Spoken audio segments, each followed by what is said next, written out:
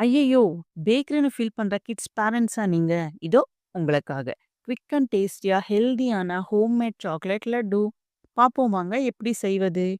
ஒரு மிக்ஸர் ஜார்ல பொட்டுக்கடலை 2 ஸ்பூன்ஸ், ஆல்மண்ட் 2 ஸ்பூன்ஸ், முந்திரி 2 ஸ்பூன்ஸ், வேர்க்கடலை 2 ஸ்பூன்ஸ், நாட்டு சர்க்கரை 1 கப் அளவுக்கு, கோகோ பவுடர் 1 கப் அளவுக்கு, இது எல்லாமே ஒரு மிக்ஸர் ஜார்ல போட்டு கொஞ்சம் கொரகொரப்பா வர்ற அளவுக்கு அரைச்சு எடுத்துக்கலாம். அரைச்சன பவுடர் ஒரு பவுல்ல மாத்தி வச்சு, ஏற்கனவே காய்ச்சி ஆற வச்ச பால ஊத்தி, ஒரு லட்டு வர்ற பதத்துக்கு நம்ம புடிச்சு எடுத்துக்கலாம்.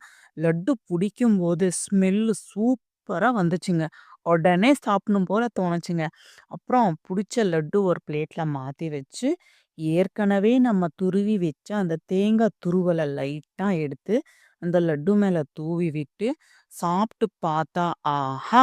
சும்மா வேற லெவலுங்க.